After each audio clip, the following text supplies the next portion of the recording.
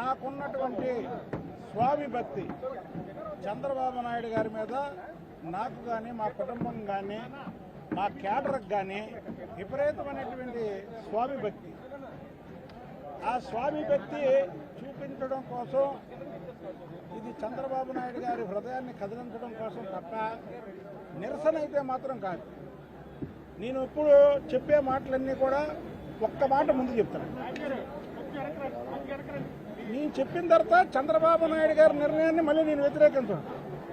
చంద్రబాబు గారు నాకు దేవుడు, నాకు దేవుడు అన్నాక నాకేదో ఇవ్వలేదని మళ్ళీ నేను ఆయన విమర్శించాను. అయితే కొన్ని వాస్తవాలు మీడియా ద్వారా చంద్రబాబు గారికి తెలియాలనే ఈ కార్యక్రమం చేస్తున్నాం. చంద్రబాబు నాయుడు గారు నాకు ఎమ్మెల్సీ పదవి ఇవ్వడం జరిగింది. ఇచ్చిన తర్వాత ఈ రాష్ట్రంలో తెలుగుదేశం పార్టీ అధికారంలో ఉన్న తెలుగుదేశం పార్టీ ఎవరో కూడా ఏ శ్రేణులు కూడా గట్టిగా మాట్లాడలేకపోతే చంద్రబాబు నాయుడు గారే నేను మాట్లాడుతున్నానని నన్ను ఎంకరేజ్ చేసి నాకు అనేక పదవులు కట్టబెట్టడం జరిగింది. అయితే 2014లో 13లో నాకు ఇన్ఛార్జి పదవి ఇచ్చి ఫ్లైఓవర్ ఉద్యమం నేను గట్టిగా చేస్తే దానికి ఆయన రావడం, ఆ రోజు నన్ను సింగిల్గా పిలిచి నువ్వు ఎమ్మెల్యేగా పోటీ చేస్తావని ఆయన చెప్పడం జరిగింది. మా దరిద్రానికి ఈడు ఎవడైతే ఉన్నాడో ఈ కేసీఆర్ నాని అనే ఎదవ నా దరిద్రానికి వాడొచ్చాడు ఇక్కడికి ఎంపీకి. వాడొచ్చిన మరుక్షణం నుంచే వాడొక విషయం బుద్ధ వెంకన్ని తీసేయాలి, వాడికి నాకు అసలు ఏ గొడవలు లేవు, బుద్ధ వెంకన్ని తీసేయాలి, బుద్ధ వెంకన్ని తీసేయాలి, అక్కడ వేరే వాళ్ళకి సీట్ ఇవ్వాలి అని వాడు ఒక డిమాండ్ పెట్టాడు. వచ్చిన కాంచాడు, ఆడికి వేరే ఆలోచన లేదు, పార్టీని బాగు చేసే ఆలోచన లేదు. చంద్రబాబు గారు కూడా ఆ రోజు ఉన్నటువంటి పరిస్థితుల్లో ఇసిగిపోయి సరే ఇంకన్నా నువ్వు అర్బన్ పార్టీ అధ్యక్షుడికి వెళ్ళు అని నన్ను మార్చడం జరిగింది ఇన్ఛార్జిగా. అర్బన్ పార్టీ అధ్యక్షుడిగా ఉండగా ఈ విజయవాడ సిటీలో ఎవరు పార్టీ అధ్యక్షుడు 6 సంవత్సరాలు చేయాల, 2 సంవత్సరాలు చేస్తే పారిపోయేవాళ్ళు. ఈ పార్టీ వద్దు బాబు అని 6 సంవత్సరాలు చేశా, చక్కగా చేశా. గవర్నమెంట్ పోయింది, మళ్ళీ ఎదవ ఎన్నికయ్యాడు ఈ బడ్డుగాడు, ఈ నానిగాడు మా గ్రహచారం బాగాక మళ్ళీ ఎన్నికయ్యాడు. అయితే వాడు మళ్ళీ ఎమ్మన్నే బుద్ధ వెంకన్న తీయాలి, వాడు ఏజెండా వేరేది లేదు, ఫైట్ చేస్తున్నా తీయాలి తీయాలి తీయాలి తీయాలి అనే ఒకటి తప్ప వేరేదే లేదు. అయినా సరే చంద్రబాబు నాయుడు గారికి నా గౌరవంతో రాష్ట్ర ప్రధాన కార్యదర్శి ఇచ్చి 3 జిల్లాలకు ఇన్ఛార్జిగా వేశారు ఉత్తరాంధ్రకి. ఇప్పుడు కూడా ఉన్నా నేను. అయితే ఇంకా గౌరవం పెంచాడు కానీ చంద్రబాబు నాయుడు గారు ఎక్కడ నన్ను తగ్గించరా. మీడియా వాళ్ళకి తెలుసు, రాష్ట్ర ప్రజలకు తెలుసు, తెలుగుదేశం పార్టీ శ్రేణులకు తెలుసు, ఆఖరికి వైసీపీ వాళ్ళకి కూడా తెలుసు. ఏంటి, ప్రభుత్వం పోయాక చంద్రబాబు నాయుడు గారి కుటుంబం తప్ప ఈ రాష్ట్రంలో 4-5 తప్ప ఎవరో మాట్లాడినటువంటి దాఖలాలు లేవు. ఇంకా అయ్యన్న గారు మాట్లాడారు కానీ ఎక్కడ ఫైటింగ్కి వెళ్ళా. నేను ఫైటింగ్ కూడా వెళ్ళా. నేను మాచర్లు వెళ్తే తురక కిషోర్ అన్న వ్యక్తి నన్నే దొంగతో కొట్టింది. బాండోమా పక్కన ఉన్నాడు, నన్నే కొట్టింది, నా మీదే అటాక్ జరిగింది. ఒకటి జోగి రమేష్ గారు ఇంటి మీదకి వస్తే నేను వెళ్ళి 1 గంట సేపు పోరాటం చేస్తే ఆ రోజు నాకు ఎందుకో సాస్ వచ్చి 1 గంట సేపు నేను ఒక చెట్టు కింద పడిపోయి ఇచ్చేస్తే ఆ రోజు గద్దె రామోను, ఏలూరు సాంబశివరావు గారు వాళ్ళు పాపం ఇసిరి నా చెమట్లు ఆరే వరకు పక్కన కూర్చున్నా. నేను అవలే అయిపోయాను అనుకున్నా.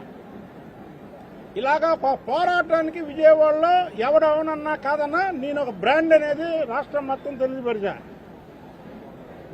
కానీ ఇవాళ 175 స్థానాల్లో ఈ ఒక్క సీటు పక్కన పెట్టేసి 174 గంటలకి ఐవీఆర్ తీసుకుంటున్నారు. అక్కడ ఎవరైతే 1 నొక్కండి 2 నొక్కండి అంటే నేను చంద్రబాబు గారికి కూడా ప్రభుత్వం పోయిన 6 నెలలకే ఆయన చెప్పా, సార్ ఈసారి నేను అసెంబ్లీకి వస్తా సార్, మీ వెనకాతలు కూర్చుంటానండి, కూర్చొని మిమ్మల్ని ఎవడెవడు మాట్లాడుతున్నారో వాళ్ళందరి సంగతి నేను తెలుస్తా సార్ లోపల అన్న.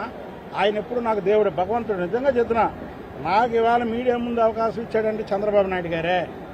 ఆయన నాకు దేవుడితో సమానం. అందులో రెండో క్వశ్చనే లేదు. వాళ్ళలాగా పెడితే పెళ్ళికూడు, పెట్టకపోతే చావుకూడు మనిషిని కాదు నేను. ఆయన ఆల్రెడీ నాకు పెట్టాడు. అయితే నా డిమాండ్ ఏంటంటే ఇవాళ భారతదేశంలో సంకీర్ణ ప్రభుత్వాలు వస్తున్నాయి. పార్టీ కూడా లాయల్గా ఉండే వాళ్ళని చూసుకోవాల్సినటువంటి అవసరం ఉంది. ఉదాహరణకి చిన్న ఉదాహరణ చెప్తా. హైదరాబాద్లో బొంతు రామ్మోహన్ నిన్న నేను టీవీలో చూశా. 5 సంవత్సరాలు మేయర్ చేశాడు, గవర్నమెంట్ పోయి 3 నెలలు అయింది, కాంగ్రెస్లో చేరుతున్నాడు, ఊరేగించుకు ఉంటుంది. నిజంగా నేను చాలా బాధపడ్డా.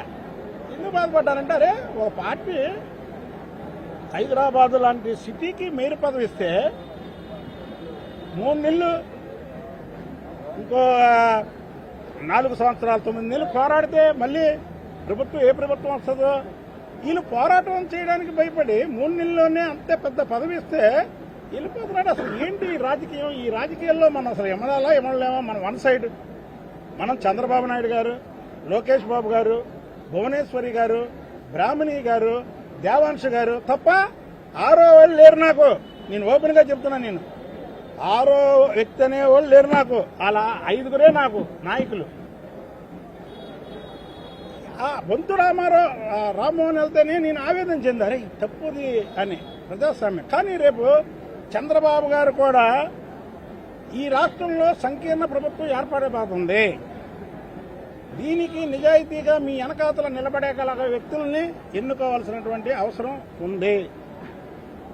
ఒకవేళ నేను నిలబడననుకోండి, నేను నిలబడనని మీ మీద నా మీద మీకు అభిప్రాయం ఉంటే నన్ను పిలిచి చెప్పండి, నువ్వు నిలబడాలి. నేను నిలబడతాను కాబట్టి మీరు నాకు అవకాశం ఇవ్వాలి.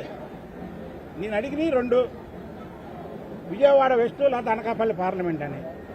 అనకాపల్లి పార్లమెంట్ ఎవరెవరి పేర్లో వస్తున్నాయి, ఇక్కడ అసలు పేర్లే లేవు. ఇది కరెక్ట్ చేయండి బాబు గారు.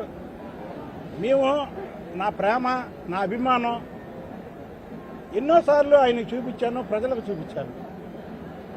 నా రక్తంతో ఆయన్ని కాళ్ళ కడగడం కంటే ఇక ప్రేమ ఉంటుందా? ఈ అయ్యారాములు గయ్యారాములు రేపు అంటే నా జీవితంలో నేను పార్టీ మానను, నా జీవితంలో ఆ 5గురు తప్ప 6వ వాళ్ళ దగ్గరికి వెళ్ళనని నేను ఇవాళ ఈ నిర్ణయం తీసుకున్నా. ఎందుకంటే ఎప్పుడన్నా ఈ నోటితో చంద్రబాబు నాయుడు గారిని చిన్న మాట అన్నానుకో, ఇవాళ ఈ కృష్ణా జిల్లాలో కొడాల నాని, వంశీ, కేశినేని నాని ఇలాగా ముఖం మీద ఉమ్మేస్తారు. తప్పు. ఆయన నిజంగా దేవుడు. చంద్రబాబు నాయుడు అనే వ్యక్తి దేవుడు. ఆయన ఇంకందులో రెండో క్వశ్చనే లేదు. కానీ నా ప్రేమ ఆయనకి తెలియాలి, నా బాధ ఆయనకి తెలియాలి. నా ప్రేమ తెలియాలంటే ఏం చేయాలి? పూలతో కాలు కడిగితే రాదు, పన్నీరుతో కాలు కడిగితే రాదు, పూలతో కాలు అభిషేకం చేస్తే రాదు. కనుక నా రక్తంతో ఆయనకి పాదాభిషేకం చేశాను. ఏంటి రక్తంతో పాదాభిషేకం అంటే నా జీవితాంతం నా రక్తం ప్రతిది కూడా మీకే దారిపోస్తాను అని అర్థం. అక్కడ సిబిఎన్ జిందాబాద్, నా ప్రాణం మీరే అని రాశా. అంటే నా ప్రాణమే ఆయన చంద్రబాబు గారు. ఇంతకన్నా మీకు లాయలని నేను ఇంకేం నిరూపించుకోమంటారు చెప్పండి? నా గుండె కోసి మీ టేబుల్ మీద పెట్టగలను, కానీ నేను ఉండనప్పుడు మీ ఫీలింగ్స్ చూడడానికి నేను ఉన్నా. అంటే నేనంటే మీకు మహా ఇష్టం, నాకు తెలుసు. చంద్రబాబు నాయుడు గారికి నేనంటే మహా ఇష్టం. ఈ రాష్ట్రంలో మా అని ఎవరితో అన్నా ఒత్తు పల్లికి మా ఎంకన్నా ఎవరి దగ్గర చెప్పగలిగితే నా గురించే చెప్పాడు ఆయన. మళ్ళీ ఫైనల్గా ఎన్ని కూడా చెప్పి నేను అప్పీల్ చేస్తున్నా, విజయవాడ వెస్ట్ కానీ అనకాపల్లి పార్లమెంట్ సీటు కానీ నన్ను పోటీ చేయించండి. ఈ సంకీర్ణ ప్రభుత్వాల్లో మీకెప్పుడు నేను విధేయుడిగా ఉంటా. అండగాదు, మీరు మాకండ విధేయుడిగా ఉంటా. లేదా మా ఇంటికాంచి మీ ఇంటికి వాకబుల్ డిస్టెన్స్ నడవడానికి వెస్ట్ టికెట్ ఇవ్వండి. నేను మీకు ఎప్పుడూ కూడా అందుబాటులో ఉంటా.